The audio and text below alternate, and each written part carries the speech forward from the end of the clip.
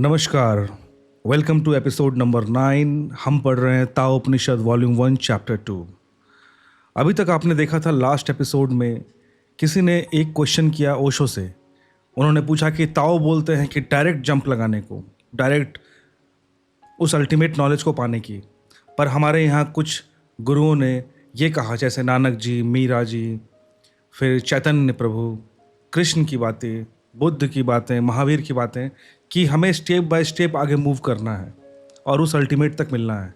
इस बात पर ओशो ने एक बात कही कि देखो, ये सारे डिफरेंट डिफरेंट पाथ हैं, डिफरेंट डिफरेंट वेज हैं, डिफरेंट डिफरेंट थिंकिंग है। ओवरऑल सबका टारगेट यही है कि हमें उस अल्टीमेट गोल तक पहुंचना है। अब आप इसमें से कोई भी पाथ चूज कर सकते हो और अपने लाइफ में उसको इम्प्लीमेंट कर सकते हो। क्योंकि जिस तरह से मैंने भी एक बात कही थी कि जिस तरह से क्लास में स्टूडेंट होते हैं, बहुत सारे स्टूडेंट्स होते हैं, सभी का सीखने का तरीका सेम नहीं होता है।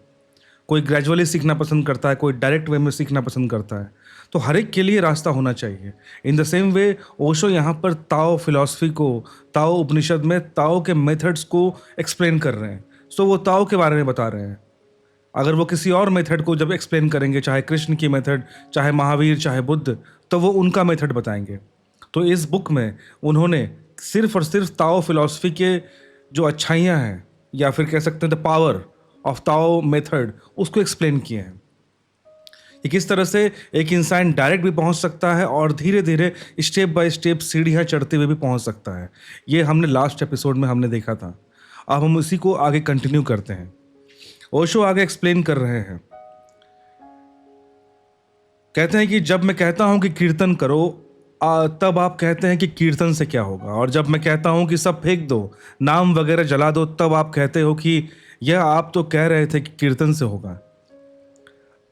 ना आपने वह किया, ना आपने यह करोगे, आप अपना बचाव खोजते हो। तो लास्ट एपिसोड में हमने यहाँ तक देखा था कि ओशो ये समझा रहे हैं कि हम हमेशा एक्सक्यूज ढूंढते हैं। मैंने आज आपको ये मेथड बताया तो आप बोलोगे कि पिछले बार तो आपने वो मेथड बताया था। अब मैं वो वाला मेथड जब बताऊंगा तो आप बोले तो कि पिछले बार तो आपने ये कहा था। एक्चुअली आप सिर्फ हर बार अपना बचाव ढूंढते हो, अपना एक्सक्यूज़ ढूंढते हो कि यार ये हम नहीं करना चाहते, हम वो एक्सक्यूज़ निकाल दें, ये नहीं करना चाहते तो हम ये एक्सक्यूज़ निकाल दें। आपसे जो बन पड़े वह कर लो, लेकिन इतना तो कर ही लो कि कम से कम कि जो मैं समझा रहा हूँ उसे पूरा का पूरा प्रमाणिक समझ लो। उसमें दूसरे को डालो ही मत। सब पर फॉरेन है, बस सब पर फॉरेन है। जैसे लाओत्से के बीच में नाम की बात ही मत लाना, संकीर्तन व कीर्तन का सवाल ही मत उठाना, वह बिल्कुल कचरा है। लाओत्से की व्यवस्था में उसका कोई भी उपयोग नहीं। वह वैसा ही जैसे कि एक बैलगाड़ी के चाक को उठाकर और कार में लगाने की कोशिश की जाए। ऐसा नहीं कि बैलगाड़ी नहीं चलती, बैलगाड़ी बराबर चलती है। उल्टा भी नहीं होगा, कार के चक्के को भी बैलगाड़ी में लगाने की चेष्टा मत करना। ऐसा नहीं कि वह चलता नहीं, वह भी चलता है। एक सिस्टम अपने भीतर गतिमान होती है, अपने बाहर व्यर्थ हो जाती है। तो ओशो ने सिर्फ ये बात कही उस प्रश्नकर्ता से जिसने प्रश्न किया था कि आपने एक समय कहा था कि हमें कीर्तन से मुक्ति मिल सकती है, हम उस मुक्ति के मार्ग तक पहुंच सकते हैं, और अभी आप लाओत्से की फिलॉसफी में बोलते हैं कि कीर्तन या नाम जप ये सब बेकार है। तो यहाँ कॉन्ट्रडिक्शन है। इसी के सवाल को आंसर करते हुए यहाँ पे ओशो कहते हैं कि जब मैं लाओत्से की बात कह रहा हूँ, उनके फिलॉसफी, उनके मेथड की बात कर रहा हूँ, तब नाम, कीर्तन, जप ये सब हटा दो, भूल जाओ। ये सब व्यर्थ हो जाते हैं इस केस में, क्योंकि आप एक अलग मेथड अपना रहे हो। और जब मैं कीर्तन की बात करूंगा तब आप लाओत्से भूल जाना, तब आप सिर्फ कीर्तन का मेथड अपना रहे हो। आपको इनमें से कोई भी एक मेथड चूज करके ही बढ़ना है। ये नहीं कि उसमें ये लिखा है इसलिए मैं ये नहीं क्या कर रहा हूँ, या फिर इसमें ये लिखा है इसलिए मैं वो नहीं कर रहा हूँ। एक दूसरे को काटो मत। They are not contradictory to each other, they are just different opinions and both have values. और दोनों ही सही हैं, बस कहने के तरीके अलग हैं। तो ओशो यही समझा रहे हैं। लाओत्से के लिए सब बेईमानी है, और लाओत्से ठीक कहता है, गलत नहीं कहता। असल में ठीक इतनी बड़ी बात है, सत्य इतना बड़ा है कि वो अपने से विपरीत सत्य को संभाले। सत्य इतना बड़ा है कि वह अपने से विपरीत को भी मेहमान बना ले। असत्य बहुत छोटा है, वह अपने से विपरीत को मेहमान नहीं बना सकता। सत्य के भवन में जैसे कि जीसस ने कहा कि मेरे प्रभु के मकान में बहुत कक्ष हैं, there are many mansions in my lord's house, ये जीसस ने कहा था। बहुत कक्ष है मेरे प्रभु के मकान में, और एक एक कक्ष इतना बड़ा है कि एक कृष्ण के लिए, एक बुद्ध के लिए, एक महावीर के लिए, एक लाओत्से के लिए, और इस तरह के हजारों लोगों के लिए, उनके लिए एक कक्ष काफ़ी है, एक एक के लिए। मैंने हजारों लोग हों और उनके लिए, सभी के लिए एक कक्ष हमारे पास अवेलेबल है, और वे सभी कक्ष प्रभु के मंदिर कक्ष हैं। तो ओशो यही समझा रहे हैं कि सत्य जो है ना, the truth, the ultimate truth, वो इतना बड़ा है कि आप कोई भी मेथड लेके आओ, कोई भी फिलॉसफी लेके आओ, कोई भी रास्ता लेके आओ, कोई भी वे लेके आओ, वो सभी वहीं तक पहुंचते हैं। इसका मतलब हर किसी के लिए उसके पास जगह है, वो किसी को डिनाई नहीं कर रहा। किसी भी मार्ग से आप वहां पहुंच सकते हो।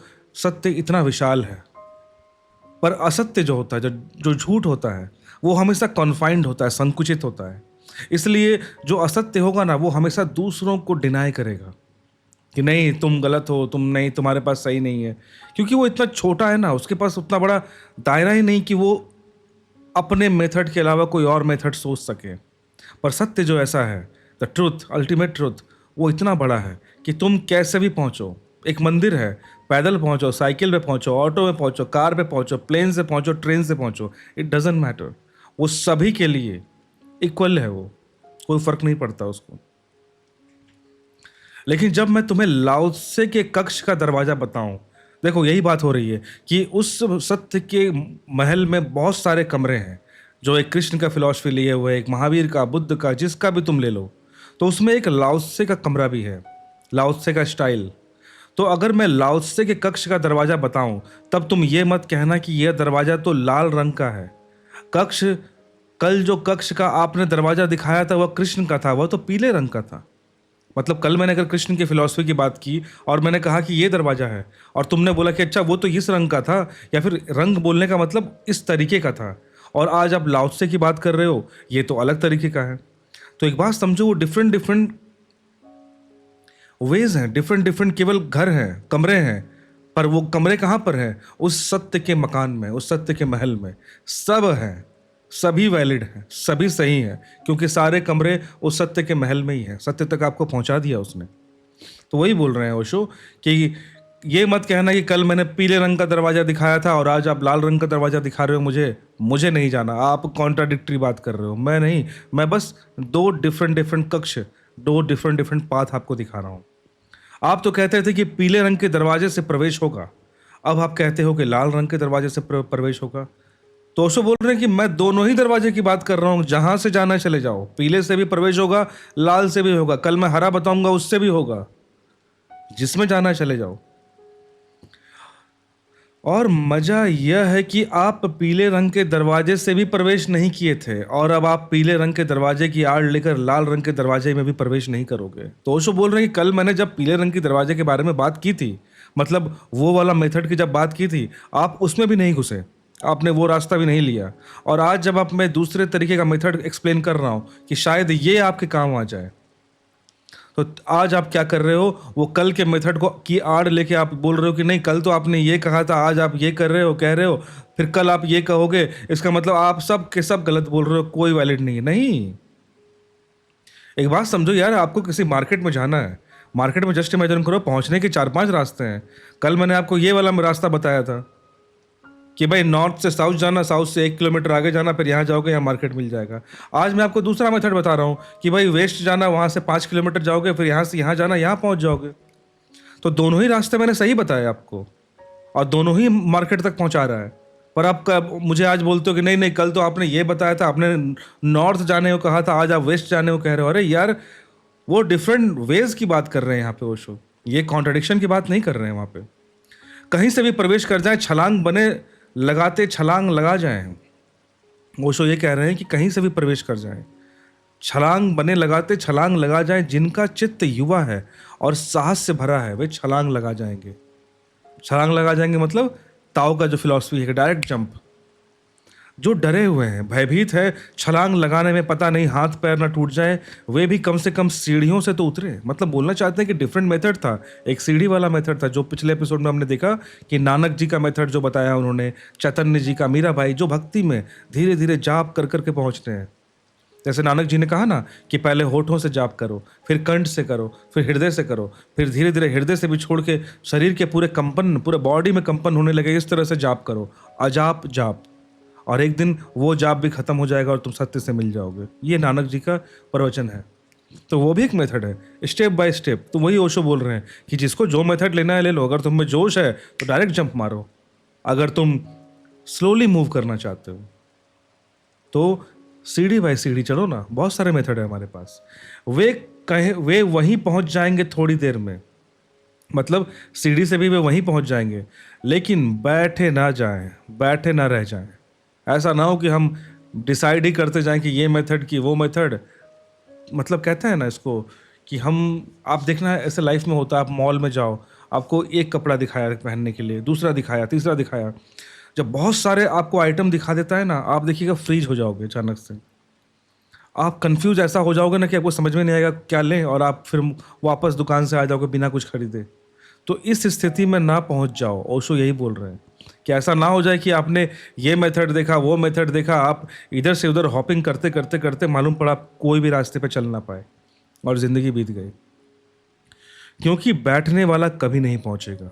और यह भी मैं नहीं कहता कि हर कोई छलांग लगा जाएगा, क्योंकि जिसका मन लगाने का न हो वह नहीं लगाएगा। क्योंकि ज़रूरी नहीं कि छलांग से ही पहुंचे, हाथ पैर भी तोड़ ले सकता है। मतलब छलांग लगाए और वो पहुंच जाए जरूरी नहीं है। कहीं हाथ पैर टूट गया तो हर हर किसी के लिए नहीं है। यह ज़रूरी नहीं कि छलांग लगाने में कोई गौरव है। अच्छा, ये भी होता है ना कि हम अक्सर देखते हैं कि हम जिस मेथड, जिस आइडियोलॉजी को फॉलो करते हैं, हम हमेशा सुप्रीम दिखाने की कोशिश करते हैं कि देखो मेरा मेथड बेस्ट है यार, तुम जो कर रहे हो ना वो बकवास है, हटाओ यार, उसमें कमियां निकालने लगते हो आप, टीका टिप्पणी करने लगते हो। पर यहाँ पे यही बोलना चाह रहे हो ओशो कि ये मत समझो कि तुम ये मेथड ले रहे हो, ताओ का फिलॉसफी से तुमने फॉलो करना शुरू किया, जिसमें यह है कि हम डायरेक्ट पहुंचना चाहते हैं और इसमें कोई अहंकार आ जाए, इसमें सुप्रीमेसी की भावना आ जाए। नहीं, ये छोटी सोच की पहचान है। क्योंकि कोई भी मेथड किसी से ऊपर या नीचे नहीं है। बस डिफरेंट डिफरेंट मेथड है जो डिफरेंट डिफरेंट लोगों को कैटर करता है। जिसको जो पसंद आ जाए वो ले लो, जिसको जो ना पसंद आए मत लो। लेकिन ये कहना कि मेरा बेटर है, मेरा सुपीरियर है, ये फिर तुम कुछ गलत रास्ते पे निकल पड़े हो। कहते हैं कि ज़रूरी नहीं कि छलांग लगाने में कोई गौरव है, लगती हो तो लगाए, ना लगती हो तो सीढ़ियों से उतर जाए, कोई बात नहीं। मैं जस्ट इमेजिन करो कि किसी ने हठ योग का रास्ता अपनाया। एग्जाम्पल देता हूँ मैं कि मैं योगा करके अपने आप को, शरीर को ऐसे करते वैसे करके मैं मोक्ष की ओर पाना चाहता हूँ। अब मैंने ट्राई करना शुरू किया, पर मैं देखता हूँ कि मैं फिजिकली नहीं कर पा रहा हूँ वो चीज़। मैंने कई दिनों, कई महीनों कोशिश की, इट्स ओके, नहीं हुआ, मैं कोई और मेथड अपना लूँगा। पर ऐसा मत समझो कि नहीं नहीं नहीं, जो वो करेगा वही मेथड बेस्ट है, अदरवाइज सब बेकार है। नहीं नहीं नहीं, यही सुप्रीम था। सुप्रीम पुप्रीम कुछ नहीं होता दुनिया में। भाई मेरे को कपड़े सीने हैं तो मैं सुई का ही इस्तेमाल करूंगा ना, मुझे क्या जरूरत है तलवार लेके चलने का।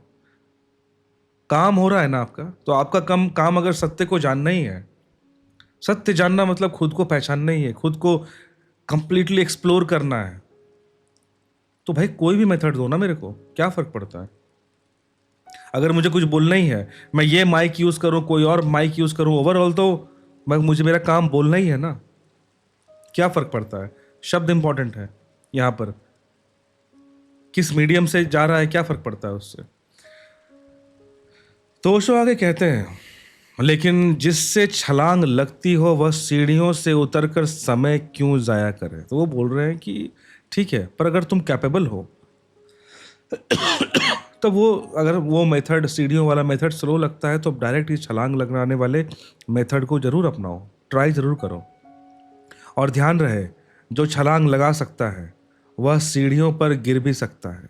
सीढ़ियाँ बहुत छोटी पड़ेंगी उसके लिए, वह गिर सकता है, हाथ पैर तोड़ सकता है। जैसे सीढ़ियों से उतरने वाला छलांग में हाथ पैर तोड़ सकता है, वैसे ही छलांग लगाने वाला सीढ़ियों में हाथ पैर तोड़ सकता है। नहीं, निश्चित कर लें, अपने को समझ ले, तो मैं तो ना मालूम कितने मार्गों की बात किए चला जाऊंगा। आपको जो दरवाज़ा अपने जैसा लगे आप उसमें प्रवेश कर जाना। आप इसकी फ़िक्र मत करना कि आगे के दरवाजे कोई और समझ ले। आपको जो भी समझ में आए वहाँ से चुपचाप प्रवेश कर जाना। तो ओशो बड़ी अच्छी बात यहाँ कहते हैं कि ऐसा मत समझो कि जो छलांग लगाने वाले हैं और उनसे नहीं लगा तो वो गिर के पैर हाथ टूट जाएगा। जो लोग छलांग लगाने वाला है और उसने अगर सीढ़ियों वाला रास्ता अपना लिया, चूंकि वो ज़्यादा कैपेबल है, वो भी उन सीढ़ियों पर चल नहीं पाएगा, वो विचलित हो जाएगा और वो भी गिरेगा। तो ओशो यही बात कह रहे हैं कि देखो मैं बहुत सारे मेथड्स आपको बताने वाला हूँ। जब ये प्रवचन दे रहे होंगे उस समय उन्होंने कहा होगा कि मैंने बहुत सारे मेथड्स पहले भी बताए हैं, मैं और भी बताऊंगा। पर ये मत सोचना कि चलो ठीक है भाई, कहानी की तरह और कहानियां सुनेंगे हम आगे, और भी मेथड्स आने वाले हैं और सुनते हैं, देखते हैं कौन सा बढ़िया है। जहाँ पे तुम्हें लगे, जहाँ पे तुम्हारा फ्रीक्वेंसी मैच कर जाए कि नहीं ये सही लग रहा है मुझको, उस दरवाजे से घुस जाओ। Don't wait. अगर तुमको लगता है कि दाओ फिलॉसफी जो है, दाओ मेथड जो है, ये मेरे लिए परफेक्ट है, अडॉप्ट इट। अगर तुम्हें लगता है कि अष्टवक्र जो बोल रहे हैं वो सही है, वो उसको अडॉप्ट कर लो। कृष्ण जो बोल रहे हैं वो सही है, उसको अडॉप्ट कर लो। चैतन्य महाप्रभु जो बोल रहे हैं वो सही है, उनको आप अडॉप्ट कर लो। It doesn't matter, everyone is going to the same destination. अलग अलग मतलब ऐसा ना कि भाई कोई मेला में नहीं घूम रहे हो कि कभी ये दुकान में जाएंगे यहाँ खाएंगे, कभी वहाँ खाएंगे यहाँ खाएंगे, मालूम पड़ा पेट खराब करके बैठ गए और कोई भी खाना ठीक से नहीं खा पाए। इससे अच्छा मार्केट में घूमो, जो आपको पसंद आ जाए कि हाँ ये सही है, मेरे से मैच कर रहा है, just go with it, that's all. Osho आगे कहते हैं, और आखिर में मंदिर के बीच में पहुंचकर आप पाएंगे, मतलब मंदिर मतलब वही द अल्टीमेट ट्रुथ, मंदिर के बीच में पहुंचकर आप पाएंगे कि दरवाजों से प्रवेश किए लोग भी वहीं पहुंचे हैं, कि जो अन्य दरवाजों से प्रवेश किए थे वो भी वहीं पहुंचे हैं। किस दरवाजे से पहुंचे हैं आप, यह मंदिर के अंतर्गृह में पहुंचने पर कोई नहीं पूछता कि आप किस दरवाजे से आए हैं, बाएं से आए हैं कि दाएं से आए हैं।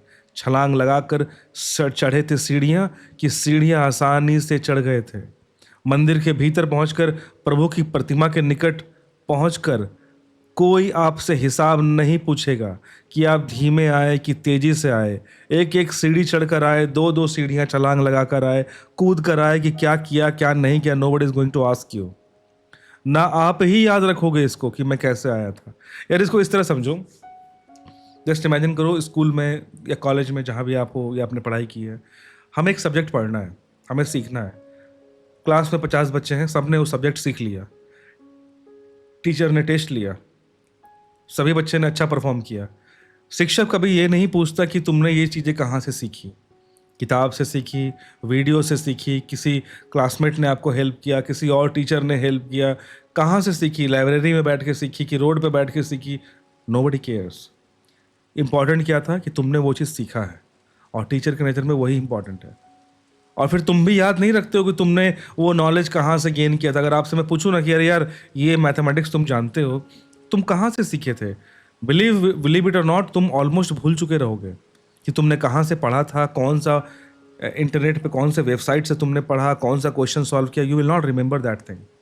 तुम्हें सिर्फ और सिर्फ ये याद रहेगा कि हाँ ये टॉपिक था, ये कॉन्सेप्ट था, at present I know and I have learn it, because that is more important. तभी इसलिए कहते हैं ना कई बार कि धीरे धीरे हम एक समय, आप कोई भी रास्ता लो, वो रास्ता इंपॉर्टेंट नहीं रहता है, आपकी जर्नी इंपॉर्टेंट रहती है। आपको वो जर्नी याद रहेगी, आपका डेस्टिनेशन जहाँ पहुँचोगे वो रहेगा।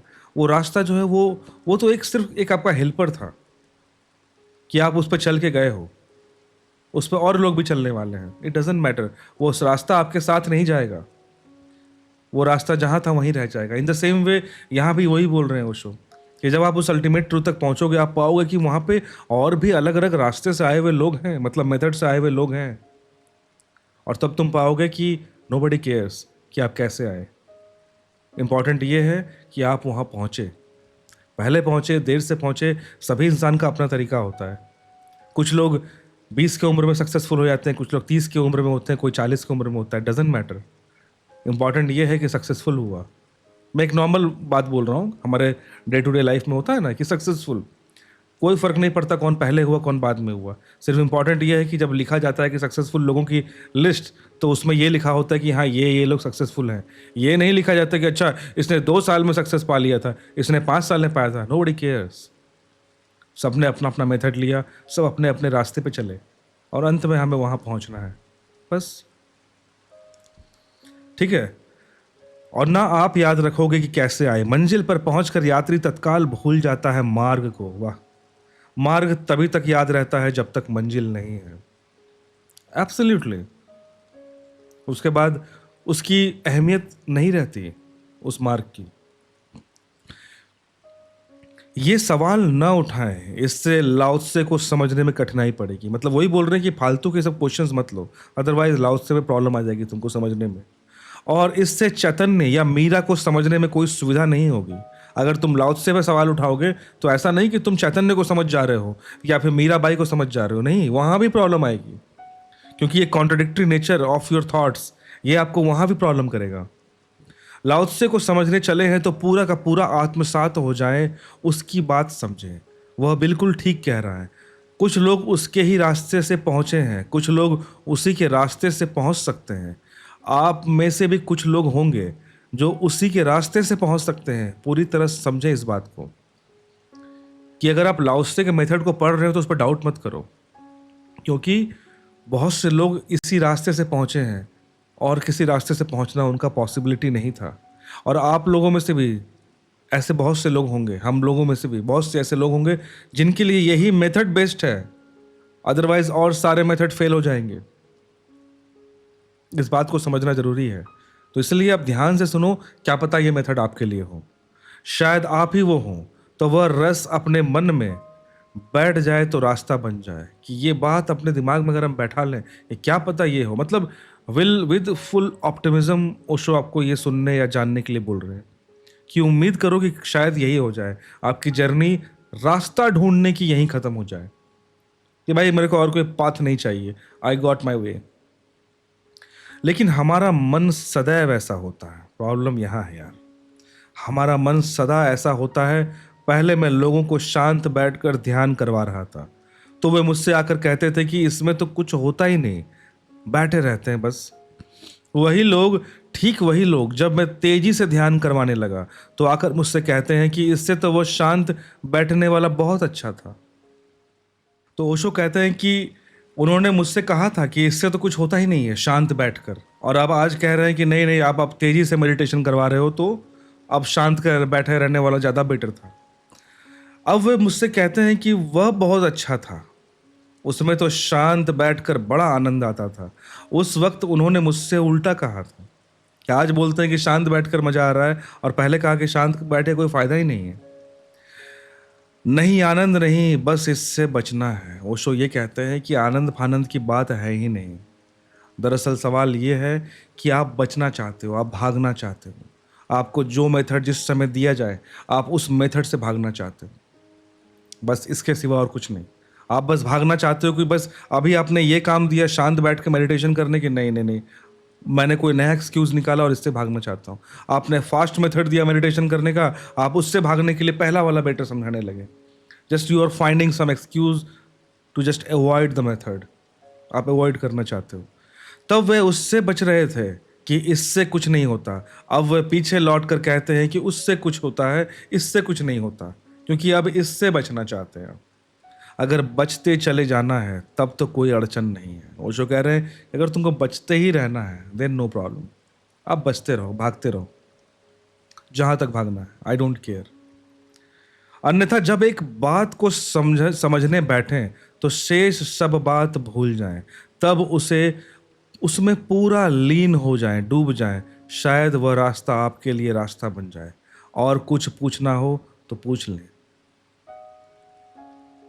समझे?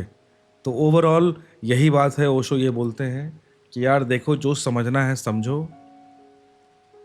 अगर तुमको वास्तव में कुछ सीखना है तब आपको उसको पूरा लीन होकर सीखना पड़ेगा, उस पर बिलीव करना पड़ेगा। अगर आप स्केप्टिकल होकर, डाउटफुल होकर पहली बात तो मूव करोगे, कंपैरेटिव होकर कि दूसरों से कंपैरिजन, दूसरा मेथड कंपैरिजन करके आप सुनने की कोशिश करोगे, then you will never be able to understand the depth of that path. और दूसरी बात कि देखो, अगर टालने का ही नेचर है तुम्हारा, कि सिर्फ तुम इसलिए नए नए एक्सक्यूज ढूंढ रहे हो क्योंकि जो प्रेजेंटली जो तुम्हें सिखाया जा रहा है, you just want to avoid that thing, तब तो ये इन्फिनाइट जाएगा। आपको मैं जो मेथड दिखाऊंगा आप कुछ ना कुछ ऐसा पॉइंट निकाल के लेके आओगे और आप उसको अवॉइड करने का पूरा कोशिश करोगे। अगर अवॉइड ही करना है then it's your choice, I can't do anything. पर अगर आपको सीखना है तब यही एक रास्ता है, आप कोशिश करो और आप बढ़ते चले जाओगे। तो देखो अब नेक्स्ट है यार, इसमें नेक्स्ट क्वेश्चन पूछा गया है और मैं सोच रहा हूँ कि इसको मैं नेक्स्ट वीडियो में ही कवर करूँ, ताकि तो यहाँ पे एपिसोड 9 हमारा ख़त्म हो जाता है, ताकि एक नया फ्रेश से स्टार्ट हो। अदरवाइज़ वो क्वेश्चन स्टार्ट होगा और फिर बीच में वो वीडियो ख़त्म करना पड़ेगा, तो उससे अच्छा है कि मैं इसको यहीं ख़त्म करता हूँ। तो दोस्तों आई होप कि आपको अच्छा लग रहा होगा, आप कुछ सीख रहे होंगे।